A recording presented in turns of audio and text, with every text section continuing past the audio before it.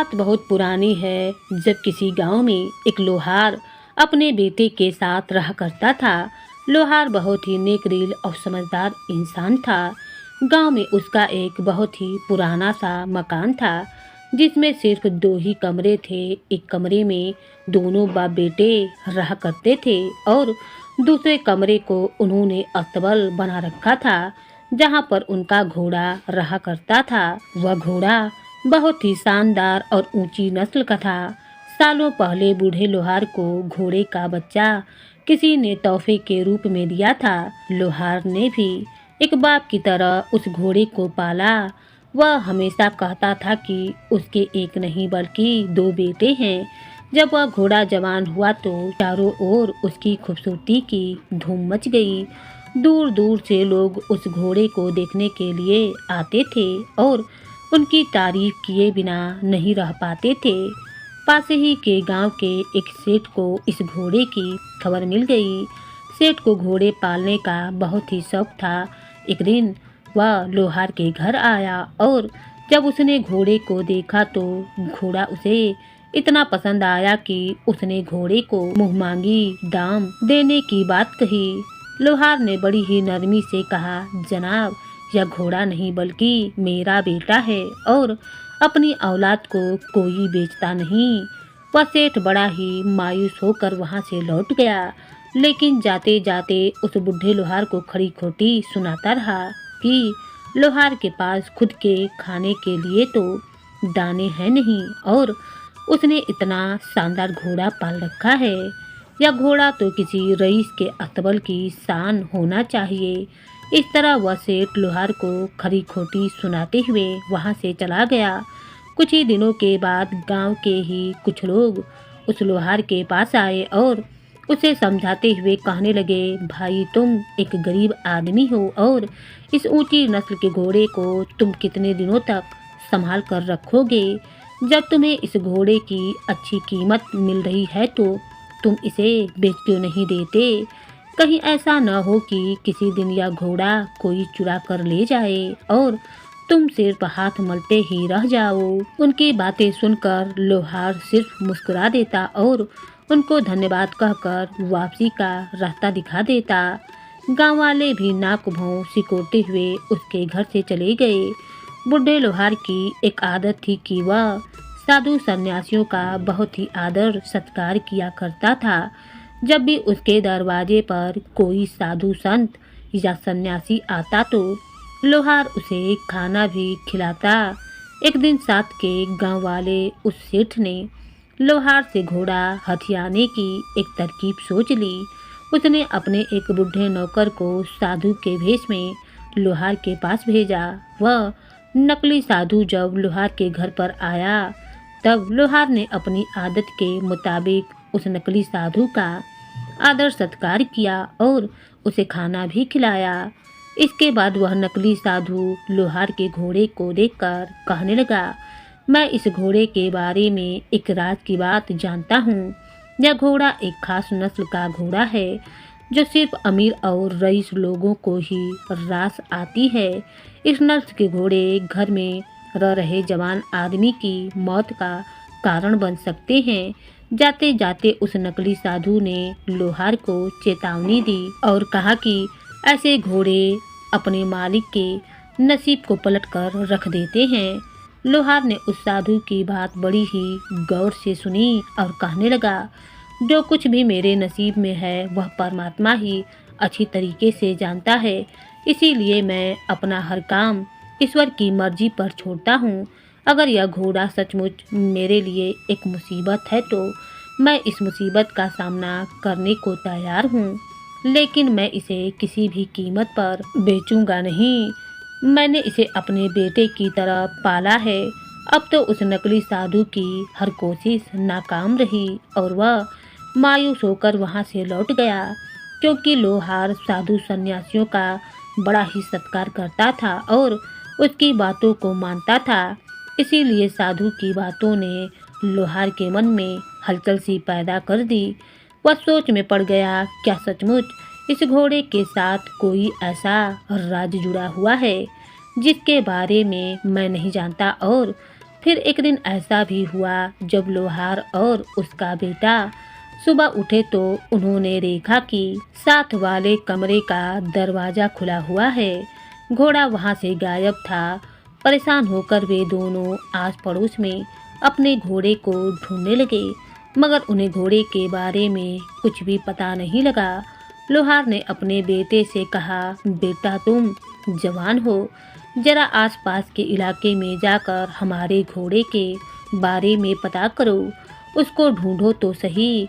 उसका बेटा कई दिनों तक आसपास के जंगलों और पहाड़ों में भटकता रहा, लेकिन उस घोड़े का नामो निशान तक नहीं मिला। जब वह वापस अपने घर की तरफ लौट रहा था तब कुछ लठैतों ने उसे घेर लिया। यह लठैत उस पे गुस्सा थे क्योंकि उसने अपना घोड़ा बेचने से मना कर दिया था। उन लठैतों ने लोहार के बेटे की खूब पिटाई की। उसका बेटा जैसे तैसे अपनी जान बचाकर घर वापस लौट आया। लोहार ने अपने बेटे की मरहम पट्टी की और वैद्य से उसका इलाज करवाया।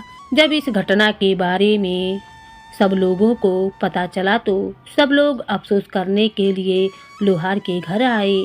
जिन लोगों ने लोहार को घोड़ा बेचने की सलाह दी थी, उन्होंने झट से लोहार को ताना दिया कि हमने तो तुम्हें पहले ही समझाया था कि इस घोड़े को बेच दो, लेकिन तुम उस वक्त अपनी ही अकड़ में थे और तुमने हमारी बात न मानी। अब तो हम तुम्हारे इस दुर्भाग्य पर दुखी हो सकते हैं कि तुम घोड़ा भी गंवा बैठे और तुम्हारा बेटा भी जख्मी हो गया। लोहार बेचारा चुपचाप उन सब की बातें सुनता रहा और फिर बड़े ही इत्मीनान से बोला, भाइयों, तुम सबका बहुत बहुत धन्यवाद कि तुम सब मेरे पास आए और मेरे दुख को कम करने की कोशिश की, मगर मुझे यह बात समझ में ना आई कि इसमें दुर्भाग्य कहाँ से आ गया। यह बात तो ठीक है कि मेरा घोड़ा अपने कमरे से गायब हो गया था और उसे ढूंढने गए मेरे बेटे को भी जख्मी कर दिया गया, मगर तुम लोगों ने यह कैसे मान लिया कि यह सब मेरे दुर्भाग्य के कारण हुआ है। गांव वाले उसकी बात सुनकर बड़ी ही हैरान हुए और आपस में कहने लगे, शायद दुख के कारण इस बुढ़े का दिमाग सठिया गया है। यह दुर्भाग्य नहीं तो और क्या है कि हजारों की कीमत वाला घोड़ा भी चोरी हो गया और बेटा भी जख्मी हो गया। बड़बड़ाते हुए गांव वाले वहां से वापस चले गए। इस बात को अभी 3 दिन ही गुजरे थे कि अचानक वह घोड़ा लोहार के घर वापस लौट आया। जब वह घर पहुंचा तो अकेला नहीं था, बल्कि वह जंगल से बहुत ही शानदार और अच्छी नस्ल के 4 घोड़े अपने साथ और लेकर आया हुआ था। जब लोहार और उसके बेटे ने यह देखा तो वह हैरान हो गए। जंगल की आग की तरह यह खबर पूरे इलाके में फैल गई। लोग आकर लोहार को मुबारकबाद देने लगे। जो लोग घोड़े के गुम हो जाने पर लोहार को ताने दे रहे थे, वे अब कह रहे थे कि हमने उस दिन गलत बात कह दी थी। घोड़े का गुम हो जाना दरअसल तुम्हारे लिए दुर्भाग्य नहीं बल्कि सौभाग्य की बात थी। तुम्हारी खुशकिस्मती देख लो कि तुम आज एक की जगह 5 घोड़े के मालिक हो। लोहार ने बड़े ही ध्यान से उनकी बातें सुनी और फिर कहने लगा, भाई, मुझे एक बार फिर से तुम्हारी बातें समझ में नहीं आई। यह बात सही है कि मेरा घोड़ा वापस लौट आया है और अपने साथ 4 घोड़े और भी ले आया है, मगर इसमें सौभाग्य की बात कहाँ से आ गई। गांव वाले यह सुनकर अपना सा मुँह लेकर रह गए और कहने लगे कि यह बुढ़ा तो 5 घोड़ों का मालिक क्या बन गया, यह तो घमंडी हो गया। और यही कहने के बाद सभी गांव वाले वहां से वापस लौट गए। लोहार और उसके बेटे का काम अब पहले से भी ज़्यादा बढ़ गया था, क्योंकि पहले उनके पास सिर्फ एक ही घोड़ा था और अब उनके पास 5 घोड़े थे जिनकी देखभाल उन्हें करनी पड़ती थी। एक दिन की बात है, जब वह अपने घोड़ों की देखभाल कर रहा था तो अचानक एक अजीब सी घटना घट गई। जो 4 जंगली घोड़े लोहार के पास आए थे, उनमें से एक घोड़ा बिगड़ गया और उसने लोहार के बेटे को धक्का देकर जमीन पर गिरा दिया। गिरने की वजह से लोहार के बेटे की टांग टूट गई। लोहार वैसे तो बहुत ही सब्र वाला इंसान था, परंतु अब उसे उस साधु की बातें याद आने लगी थीं। उसने कहा था कि इस घोड़े की वजह से घर के जवान आदमी पर मुसीबतें आ सकती हैं। जब गांव वालों को यह खबर लगी तो सारा गांव उस बुढ़े लोहार के घर उमड़ पड़ा। उनमें से कुछ लोग कहने लगे, बाबा आप बिल्कुल ठीक कहते थे और हम ही गलत थे। उन 5 घोड़ों का आपके घर आना सौभाग्य नहीं बल्कि दुर्भाग्य की निशानी थी। वे घोड़े आपके लिए बदकिस्मत साबित हुए। हमें बहुत ही दुख है कि आपका नौजवान बेटा जख्मी हो गया। न जाने उसकी टांग ठीक से भी जुड़ पाएगी या नहीं।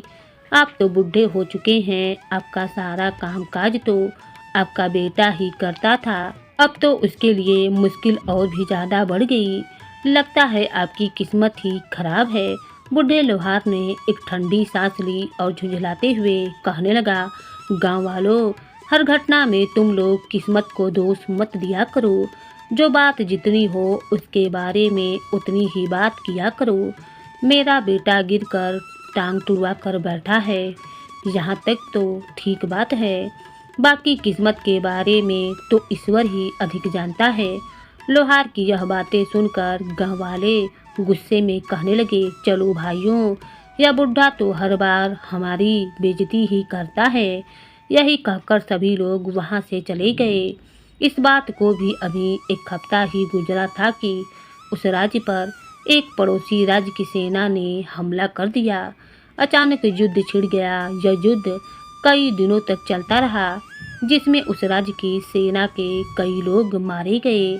तब राजा ने यह ऐलान किया कि उसके राज्य के सभी जवान लड़कों को सेना में भर्ती किया जाएगा, ताकि दुश्मन देश की सेना से युद्ध किया जा सके। और फिर राजा के सैनिकों की एक टोली गांव-गांव घूमने लगी। गांव में जो भी उसे नौजवान लड़के मिलते, उनको जबरदस्ती पकड़ कर सेना में भर्ती करना शुरू कर दिया गया। अगले ही दिन बाकी गांव की तरह इस गांव में भी सैनिकों का वह दस्ता आ पहुंचा और लोहार के बेटे को छोड़कर गांव के बाकी सभी नौजवान लड़कों को अपने साथ ले गए। लोहार के बेटे को इसलिए छोड़ दिया गया क्योंकि उसकी टांग टूटी हुई थी और वह सेना में भर्ती होने के लायक नहीं था। अब गांव के लोग रोते हुए पीटते हुए उस लोहार के पास आए और कहने लगे, बाबा हम तो तुम्हें बेवकूफ़ समझते थे, मगर तुम तो सबके लिए अधिक समझदार निकले। सच में तुम्हारे बेटे के साथ जो हादसा हुआ वह बदकिस्मती नहीं बल्कि तुम्हारी खुशकिस्मती थी। हम सबके बेटे तो युद्ध करने के लिए चले गए, मालूम नहीं वे वापस लौटकर आएंगे या नहीं।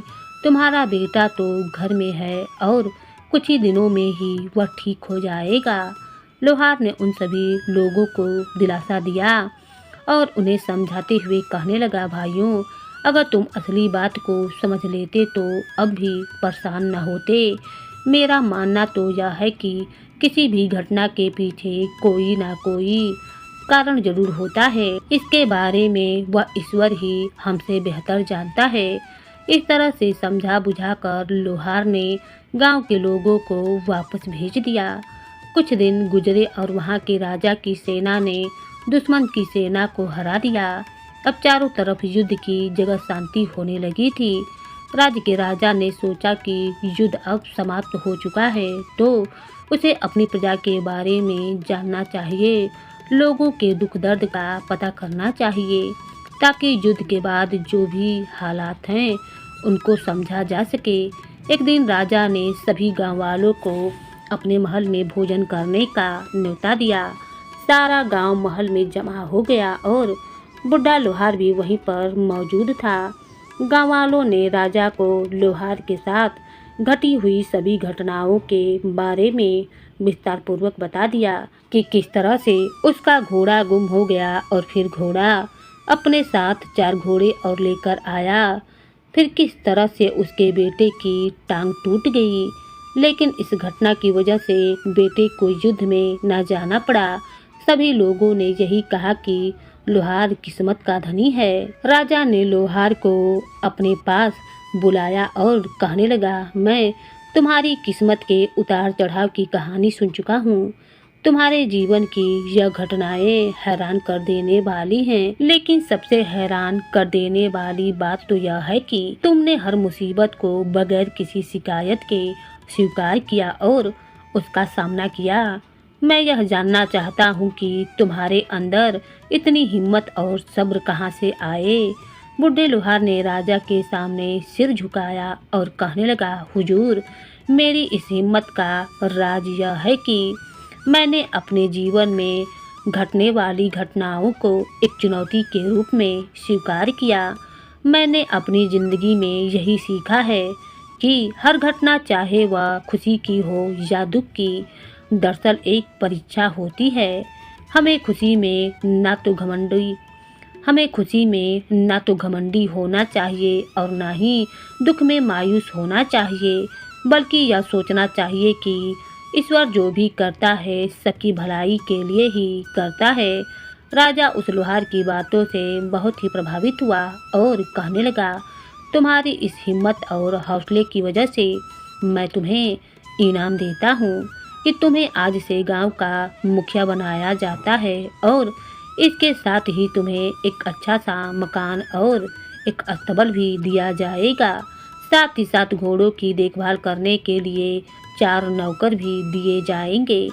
लोहार ने राजा का धन्यवाद किया और कहने लगा, महाराज, आपका दिया हुआ यह इनाम मेरे लिए बहुत ही बड़ा है और मेरी खुशी इसी में है कि आपने जो कुछ भी मुझे दिया है मैं उसे ईश्वर की मर्जी मानकर स्वीकार कर लेता हूँ। इस तरह से राजा से मिला हुआ हर एक पद और धन लोहार ने स्वीकार कर लिया। तो दोस्तों, आपको यह कहानी कैसी लगी? कमेंट बॉक्स में कमेंट करके ज़रूर बतलाइए। धन्यवाद। पहाड़ों के बीच बसा हुआ एक राज्य था जिसका नाम था कंचनपुर। कंचनपुर एक बहुत ही सुंदर और खुशहाल राज्य था, जहाँ पर चारों तरफ हरियाली ही हरियाली थी। रंग बिरंगे फूल और उनसे निकलती हुई महक इस नगर को और भी अधिक मनमोहक बना देती थी। कंचनपुर पर राजा प्रसेनजीत का राज्य हुआ करता था। राजा प्रसेनजीत की एक ही संतान थी और वह थी उनकी बेटी राजकुमारी दामिनी। राजकुमारी दामिनी बहुत ही अधिक सुंदर थी। उनकी सुंदरता के चर्चे आसपास के सभी राज्यों में भी फैले हुए थे। अब राजकुमारी दामिनी विवाह के योग्य हो चुकी थी। आस पड़ोस के कई राज्यों के राजा और राजकुमार दामिनी से विवाह करने की इच्छा रखते थे। इसीलिए राजकुमारी के माता पिता के पास विवाह के कई प्रस्ताव भी आ चुके थे, परंतु वे अभी तक अपनी बेटी के लिए कोई अच्छा सा वर तलाश करने में सफल नहीं हो पाए थे। एक दिन की बात है, कंचन नगर में राजा प्रसेनजीत के महल के नजदीक एक दूसरे नगर से एक नौजवान लकड़हारा आकर रहने लगा। उसने वहीं पर अपनी एक छोटी सी झोपड़ी बना ली। वह लकड़ियां काटकर लाता और किसी तरह से अपना गुजारा करता था। जिस दिन उसकी लाई हुई लकड़ियां बिक जाती, उस दिन उसे भरपेट भोजन मिलता, परंतु कई बार उसे भूखे पेट ही सोना पड़ता था। परंतु फिर भी वह अपने जीवन से बड़ा ही संतुष्ट था। उसका मानना था कि ईश्वर ने उसे जो भी कुछ दिया है उसे उसी में संतुष्ट रहना चाहिए। उसकी भगवान में अटूट श्रद्धा थी। एक दिन की बात है, जब लकड़हारा जंगल की तरफ जा रहा था कि तभी उसकी नज़र रास्ते से गुजरती हुई राजकुमारी दामिनी पर पड़ गई, जो अपनी कुछ सहेलियों के साथ महल की तरफ लौट रही थी। लकड़हारे ने जब राजकुमारी को देखा तो उसे देखता ही रह गया। राजकुमारी की खूबसूरती ने मानो उस लकड़हारे पर जादू सा कर दिया था। राजकुमारी तो महल की तरफ चली गई, परंतु लकड़हारे की आंखों के सामने अब सिर्फ राजकुमारी दामिनी का ही चेहरा घूम रहा था। वह मन ही मन राजकुमारी दामिनी से प्रेम करने लगा था। जब वह वापस अपनी झोपड़ी में लौटा तब भी वह राजकुमारी के बारे में ही सोच रहा था। राजकुमारी का ही चेहरा लकड़हारे की आंखों के सामने घूम रहा था। उस रात नौजवान लकड़हारे को नींद नहीं आई। वह मन ही मन ईश्वर से प्रार्थना करने लगा कि हे ईश्वर, उससे राजकुमारी को मिलवा दे। सारी रात राजकुमारी के विचारों में डूबे रहने के बाद जब सुबह हुई तब लकड़हारे ने मन में कुछ फैसला किया और राजमहल की तरफ चल दिया। राजा प्रसेनजीत के महल में किसी भी फरियादी को आने की पूरी छूट थी। कोई भी फरियादी अपनी प्रार्थना लेकर महाराज तक आसानी से जा सकता था। महल के पहरेदारों ने भी उस नौजवान लकड़हारे को राजा के पास जाने की अनुमति दे दी। जब वह लकड़हारा राजा के पास पहुंचा तब राजा प्रसेनजीत अपने एक मंत्री के साथ कुछ सलाह मशवरा कर रहे थे। जैसे ही लकड़हारा महाराज के सामने पेश हुआ तब महाराज ने कहा, कहो नौजवान, तुम क्या फरियाद लेकर आए हो। तब लकड़हारे ने एक गहरी सांस ली और कहा, महाराज, मैं राजकुमारी दामिनी से विवाह करना चाहता हूँ। एक ही सांस में लकड़हारे ने अपने दिल की बात कह दी। लकड़हारे का इतना कहना था कि वहां पर खड़ा हुआ मंत्री आगे बढ़कर लकड़हारे को डांटते हुए कहने लगा, अरे बेवकूफ लड़के, तू जानता भी है कि तू किसके सामने खड़ा है। अरे क्या बक रहा है, तेरी हिम्मत कैसे हुई महाराज के सामने ऐसी बातें करने की। अभी सैनिकों से कहकर तेरी खाल खिंचवाता हूँ, लेकिन इससे पहले कि सैनिक कुछ करते, राजा प्रसेनजीत ने मंत्री को रोकते हुए कहा, नहीं मंत्री जी, आप ऐसा कुछ भी नहीं करेंगे। इस गरीब नौजवान ने ऐसी कोई भी बात नहीं की जो एक अपराध हो। हमारी प्रजा के हर एक प्राणी को अपनी बात कहने का पूरा अधिकार है। इतना कहकर राजा ने गरीब लकड़हारे को वहीं ठहरने के लिए कहा और खुद मंत्री जी को लेकर एक दूसरे कमरे में चले गए। वहां पर जाकर वह मंत्री से कहने लगे, मंत्री जी, इस लकड़हारे ने मुझे जो बात कही है वह मुझे पसंद नहीं आई, लेकिन हम इसे डरा धमका कर यहाँ से भगा देंगे। इससे हमारी बहुत ही बदनामी होगी, प्रजा हमें अपना दुश्मन समझने लगेगी और मैं नहीं चाहता हूँ कि ऐसा हो। इसीलिए आप कुछ ऐसा उपाय कीजिए कि यह गरीब नौजवान अपने आप ही वापस लौट जाए। शादी के लिए कोई ऐसी शर्त रख दीजिए कि जो यह कभी भी पूरा ना कर पाए, और इस तरह से सांप भी मर जाएगा और लाठी भी ना टूटेगी। मंत्री कहने लगा, हुजूर, मैं आपकी बात समझ गया, आप बिल्कुल निश्चिंत रहिए। मैं अभी इसी वक्त इस गरीब नौजवान को बातों में ऐसा उलझाऊंगा, उसके सामने ऐसी शर्त रखूंगा कि वह दोबारा लौटकर कभी भी राजमहल की तरफ नहीं आएगा।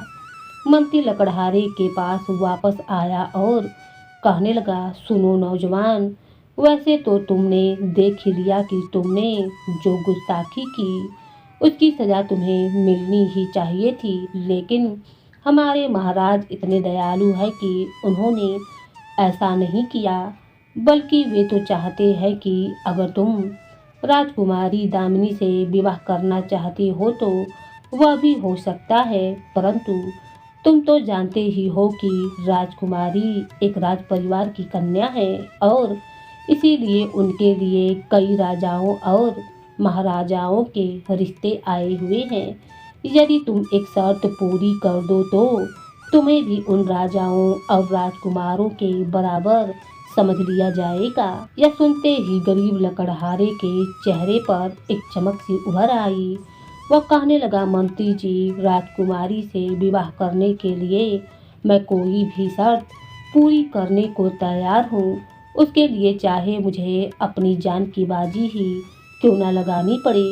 तब मंत्री ने कहा, सुनो नौजवान, यह है कि तुम्हें राजकुमारी के हार के लिए एक काले रंग का हीरा लेकर आना होगा।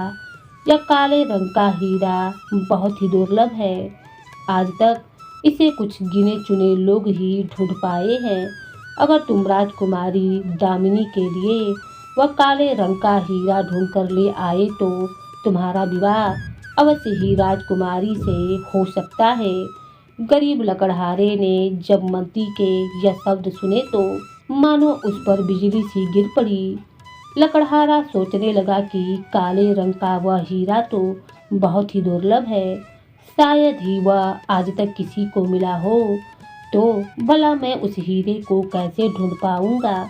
लेकिन फिर भी वह निश्चय करके बोला, मंत्री जी, मैं राजकुमारी के लिए काले रंग का वह हीरा अवश्य ही लेकर आऊंगा। इतना कहकर लकड़हारा महल से वापस लौट गया।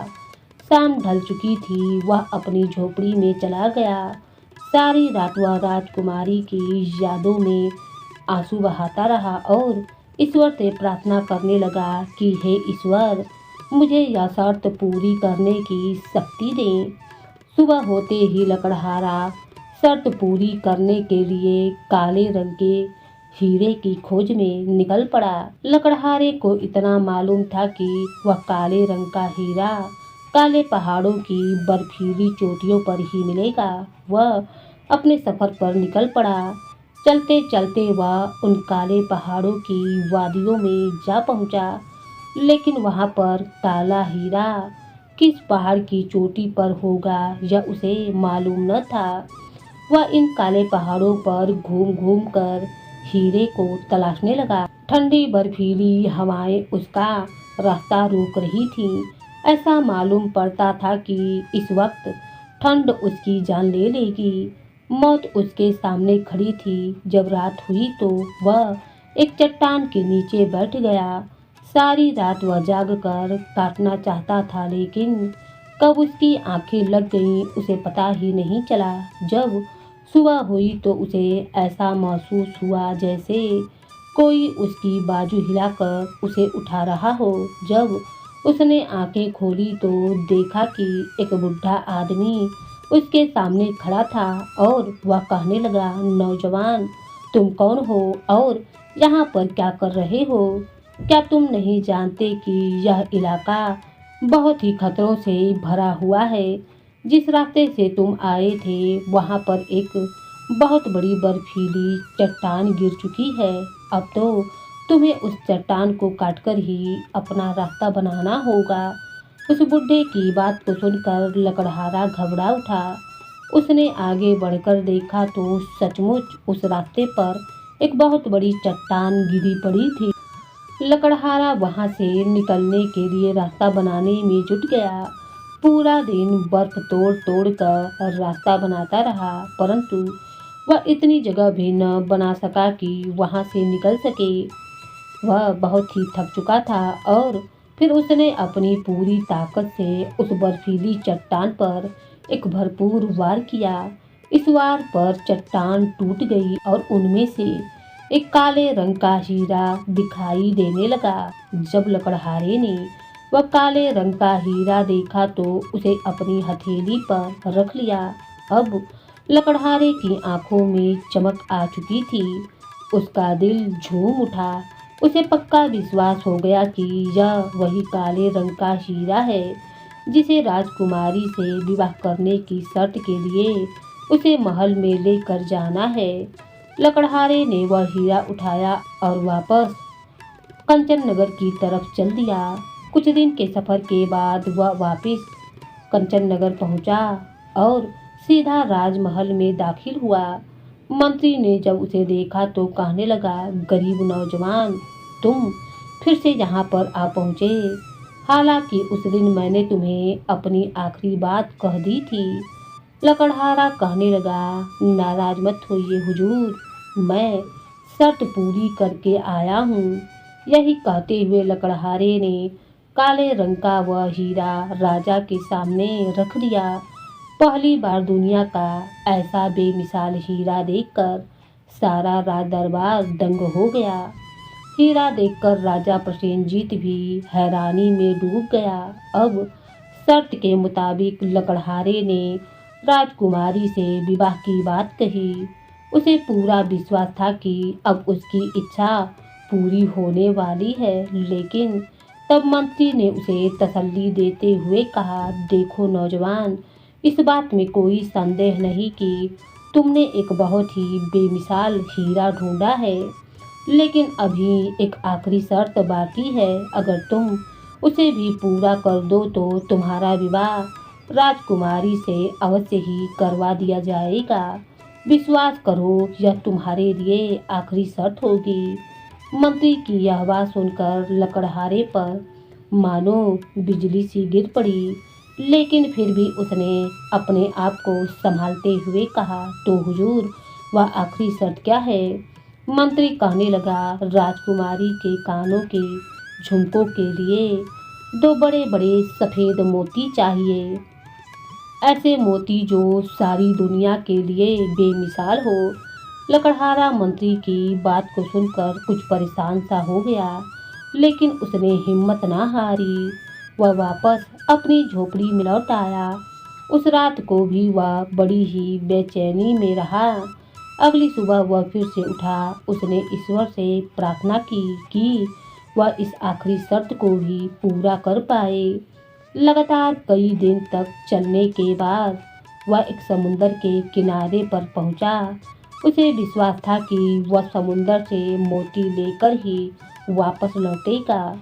कई दिनों तक वह समुद्र के किनारे पर भटकता रहा, लेकिन उसे मोतियों का कोई सुराग न मिला। परंतु उसने हिम्मत ना हारी और एक शाम ऐसा हुआ कि समुद्र से एक बहुत बड़ी लहर किनारे की तरफ आई और कई बेशकीमती मोती समुंदर के किनारे पर गिराकर वह लहर वापस लौट गई। लकड़हारे ने जब यह देखा तो वह खुशी से झूमने लगा। उसने झट से वह सारे मोती एक कपड़े में बांध लिए और वापस अपने नगर की तरफ लौट गया। आज उसे ऐसा लग रहा था मानो वह चल नहीं रहा हो, बल्कि हवा पर दौड़ रहा हो। वह सीधा राज दरबार में पहुंचा और भरे दरबार में उसने वह सारे मोती राजा के सामने बिखेर दिया। मोतियों की चकाचौंध से राज दरबार के सभी लोगों की आंखें चुंध गईं। अब लकड़हारा सारी शर्तें पूरी कर चुका था। मंत्री एक बार फिर से लकड़हारे के नजदीक आया तो कहने लगा, देखो नौजवान, तुमने सारी शर्त तो पूरी कर दी है, लेकिन तुम ही सोचो कि तुम एक गरीब लकड़हारे हो और वह महलों की राजकुमारी। तुम किस तरह से उसे खुश रख पाओगे? इसीलिए मेरी सलाह तो यही है कि तुम राजकुमारी को भूल जाओ। राज परिवार के लोगों को दुख पहुंचाकर तुम कभी भी खुश नहीं रह पाओगे। मंत्री का यह जवाब सुनकर लकड़हारे के दिल पर मानो एक तीर सा चल गया। अभी यह बातें चल ही रही थी कि तभी एक दासी भागती हुई दरबार में आई और कहने लगी, महाराज, राजकुमारी दामिनी को एक सांप ने डस लिया है। उनका शरीर ठंडा पड़ गया है और आंखें पथरा गई हैं। वह बेसुध हो चुकी है। यह सुनते ही सारे दरबार में कोहराम मच गया। राजा के पहुंचते पहुंचते राजकुमारी दामिनी के प्राण निकल चुके थे। सारा महल दुख के सागर में डूब गया।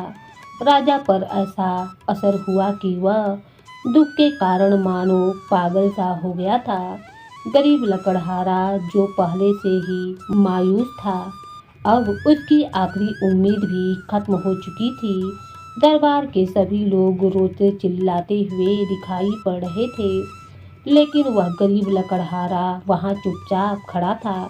राजकुमारी की अर्थी सजाई गई उस पर राज्य के रीति रिवाज के अनुसार जब किसी कुंवारी लड़की की मृत्यु हो जाती थी तो उसके शव को नदी में बहा दिया जाता था। शाम ढलते ढलते राजकुमारी के शव को भी नदी में बहा दिया गया। जब सब लोग राजकुमारी के शव को नदी में बहा करके लौट गए तब अंधेरा हो चुका था। गरीब लकड़हारा जो यह सब कुछ देख रहा था उसे ना जाने क्या विचार आया। उसने नदी में गोता लगाया और राजकुमारी के शव को ढूंढकर नदी से बाहर निकाल लिया। रात के अंधेरे में वह राजकुमारी के शव को ढूंढकर नदी से बाहर निकाल लाया।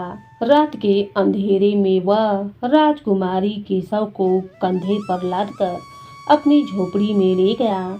झोपड़ी में आकर उसने राजकुमारी के शव को जमीन पर लिटा दिया कि तभी अचानक झोपड़ी के दरवाजे पर किसी ने दस्तक दी। घबराकर लकड़हारे ने दरवाजा खोला तो सामने एक सफेद दाढ़ी वाला बुढ़ा खड़ा था। वह झोपड़ी के अंदर दाखिल हुआ। उसने मरी हुई राजकुमारी का हाथ पकड़कर उसकी नब्ज देखी और लकड़हारे को देखते हुए कहने लगा, हमारे पास समय तो बहुत कम है, राजकुमारी अभी भी मरी नहीं है।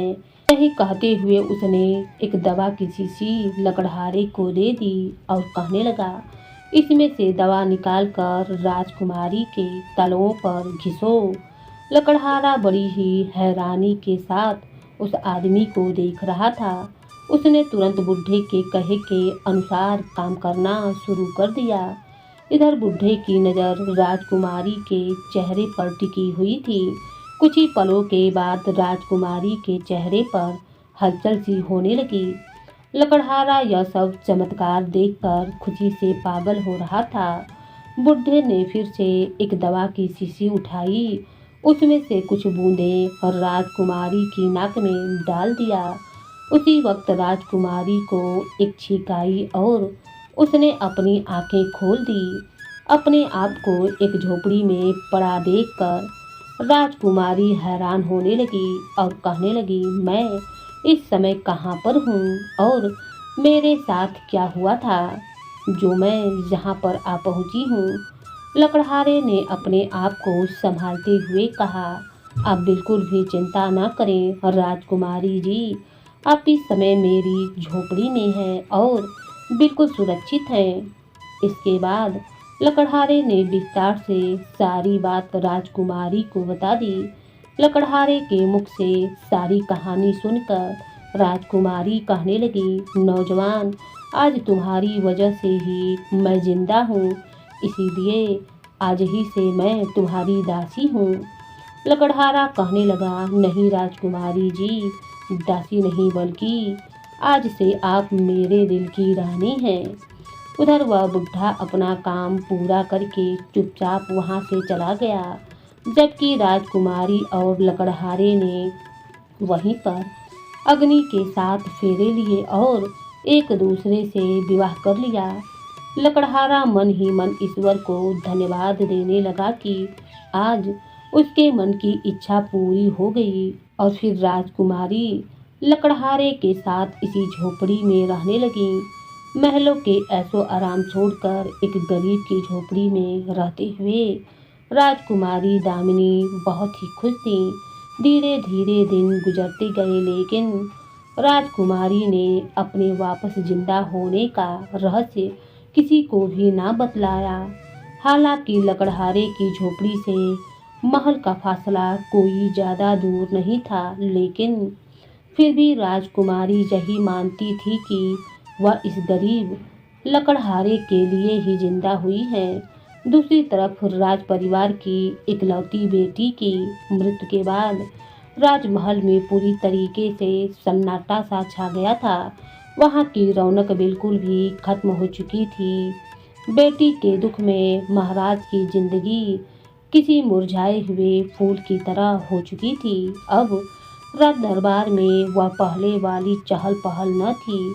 राजा प्रसेनजीत भी बुझे हुए मन से राजकाज चला रहे थे। एक दिन मंत्री ने कहा, महाराज, आखिर ऐसा कब तक चलेगा? यदि आप इस तरह से दुख के सागर में डूबे रहेंगे तो हमारी प्रजा पर इसका क्या प्रभाव पड़ेगा? प्रजा भी दुखी हो जाएगी। इसीलिए मेरी सलाह यह है कि आप अपने मन को बहलाने के लिए शिकार पर जाइए। ना चाहते हुए भी राजा मंत्री की सलाह मानकर शिकार खेलने को तैयार हो गया। जब राजा की सवारी जंगल की तरफ जा रही थी तो नगर से गुजरते हुए उसने देखा कि कुछ बच्चे रास्ते में खेल रहे थे। राजा की नज़र जब उन बच्चों पर पड़ी तो उनमें से एक 4 साल का बच्चा, जो बहुत ही सुंदर और तंदुरुस्त नजर आ रहा था, राजा उसे गौर से देखने लगा। बार बार राजा का मन उस बच्चे को देखने का हो रहा था। राजा ने उस बच्चे को अपने पास बुलाया और प्यार से उसके सिर पर हाथ फेरने लगा। उन्हीं बच्चों में से एक बच्चा, जो कि काफी बड़ा और समझदार दिखाई दे रहा था, राजा ने उससे पूछा कि इतना सुंदर यह बच्चा किसका है। तब उस लड़के ने कहा, महाराज, यह पास ही की झोपड़ी में रहने वाले बसंत काका का बेटा है, जो एक लकड़हारे हैं। राजा मन ही मन सोचने लगा कि एक लकड़हारे का बेटा इतना सुंदर। राजा ने तुरंत एक सिपाही को आदेश दिया कि इस बच्चे के घर पर जाए और उसके पिता को कहें कि वह कल इस बच्चे को लेकर राजमहल में आए। इतना कहकर राजा आगे बढ़ गया। वह सिपाही उसी समय बच्चे को साथ लेकर उसके घर गया। अपनी झोपड़ी पर एक सिपाही को देखकर लकड़हारा कुछ घबरा सा गया। सिपाही ने उससे कहा कि देखो लकड़हारे, महाराज ने तुम्हें कल इस बच्चे के साथ अपने दरबार में पेश होने का आदेश दिया है। सिपाही की बात सुनकर लकड़हारा मन ही मन सोचने लगा कि कहीं ऐसा तो नहीं कि महाराज को इस रहस्य के बारे में पता चल गया हो कि उनकी बेटी जिंदा है। खैर, जो भी हो, राजा का आदेश है तो जाना तो ही पड़ेगा। अगले दिन उसने अपनी पत्नी से कहा कि बच्चे को तैयार कर दो, इसे राजमहल में लेकर जाना है। उसकी पत्नी भी यह बात सुनकर चौंक गई, लेकिन अब किया भी क्या जा सकता था। लकड़हारे ने अपना भेष बदला और बच्चे को साथ लेकर रात दरबार में जा पहुंचा। दरबार में पहुंचते ही सभी लोगों की नजरें उस बच्चे पर जा टिकी। ऐसा सुंदर बालक देखकर सभी लोग हैरान थे। बच्चे को देखते ही राजा अपने सिंहासन से उठा और बच्चे को अपनी गोद में ले लिया। उसके मन में बच्चे को लेकर बहुत ही प्यार उमड़ रहा था। बच्चे को साथ लेकर राजा रानी के कक्ष में जा पहुंचा। जब रानी ने उस बच्चे को देखा तो उसकी शक्ल सूरत देखकर वह हैरानी में पड़ गई। वह बार बार उसके चेहरे को देखती और फिर कहने लगी, महाराज, जरा इस बच्चे को ध्यान से देखिए। इसकी आंखें और इसके होंठ तो बिल्कुल हमारी बेटी दामिनी की तरह ही लग रहे हैं। इसे देखकर मुझे उसी की याद आ रही है। आप कैसे भी करके यह बच्चा मुझे दिलवा दीजिए। राजा ने कहा, वैसे मैंने मालूम किया है कि यह एक गरीब लकड़हारे का बेटा है, लेकिन कोई भी अपना बच्चा किसी दूसरे के हवाले नहीं करेगा और जबरदस्ती किसी के बच्चे को अपने पास रख लेना, यह तो बहुत ही बड़ा अपराध होगा। रानी कहने लगी, महाराज, मैं खुद भी यह नहीं चाहती थी कि किसी के दिल के टुकड़े को जबरदस्ती उनसे अलग किया जाए, लेकिन एक उपाय किया जा सकता है कि इसके माता पिता को भी महल में रहने की जगह दे दी जाए। एक लकड़हारे के लिए भला इससे ज़्यादा खुशी की बात और क्या होगी। राजा को अपनी पत्नी की यह सलाह बहुत ही पसंद आई। वह उसकी प्रशंसा करते हुए कहने लगा, रानी साहिबा, तुम्हारी सलाह तो बिल्कुल सही है।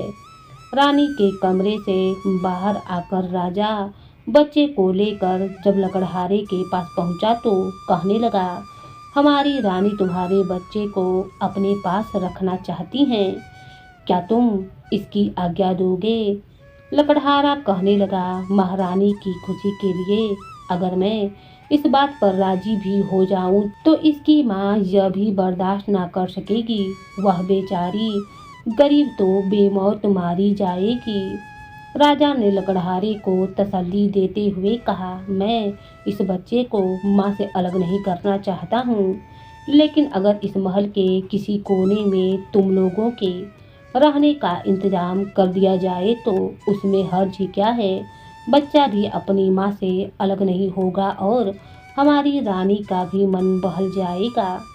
लकड़हारा कहने लगा, महाराज, मैं पक्के तौर पर नहीं कह सकता कि मेरी पत्नी इस बात के लिए मान जाएगी, लेकिन क्योंकि हम गरीबों को शाही महल कभी भी रास नहीं आते हैं। राजा ने कहा, तुम इस बात की फिक्र मत करो, हमारी रानी तुम्हारी पत्नी को किसी न किसी तरह से मना लेंगी। इसके बाद लकड़हारा वापस अपनी झोपड़ी में लौट आया। अगले दिन महल के बाहर एक पालकी तैयार की गई। शायद आज महारानी पालकी में बैठकर कहीं जाने की तैयारी में थी। पता चला कि रानी आज किसी गरीब लकड़हारे की झोपड़ी में जा रही हैं। इस खबर को जिसने भी सुना वह हैरानी में डूब गया। रानी की पालकी उस लकड़हारे की झोपड़ी की तरफ बढ़ी जा रही थी। पालकी के साथ आए हुए वह सैनिक ने झोपड़ी के बाहर आकर लकड़हारे को आवाज दी। आज पहली बार अपने दरवाजे पर एक पालकी को खड़े देखकर लकड़हारा आश्चर्यचकित हो गया।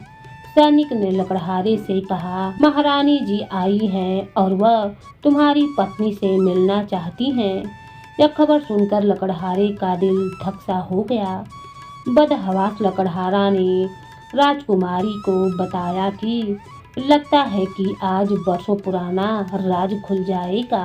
अब छुपाने की कोई गुंजाइश नहीं है। लगता है कि मेरे शरीर में जैसे खून सूख गया है। अभी वे दोनों बातें ही कर रहे थे कि रानी झोपड़ी में दाखिल हो गईं।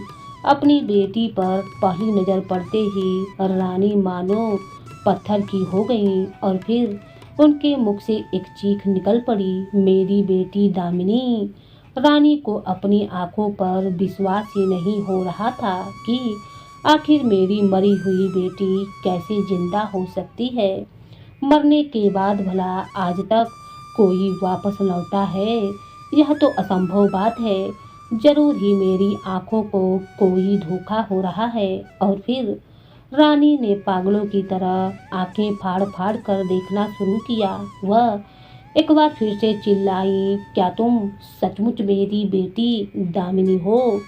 ये आज मेरी आंखों को क्या हो गया है? सच बताओ लड़की, तुम कौन हो? राजकुमारी ने भर्राई हुई आवाज में कहा। यकीन कीजिए, मैं आपकी बेटी दामिनी हूँ। मैं वही बदनसीब बेटी हूँ जिसे मरा हुआ समझकर आप लोगों ने नदी में बहा दिया था। ईश्वर के चमत्कार ने मुझे फिर से जिंदा कर दिया। आप बिल्कुल हैरान मत होइए माँ, मैं इस गरीब लकड़हारे के लिए जिंदा हूँ। शाही महल के लिए तो मैं आज भी मरी हुई हूँ। इसके बाद राजकुमारी ने विस्तार से सारी बात अपनी माँ को बता दी। अब यह बात झोपड़ी से निकल चुकी थी।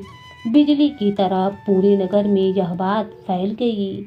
5 साल पहले मरी राजकुमारी अचानक फिर से जिंदा हो गई हैं।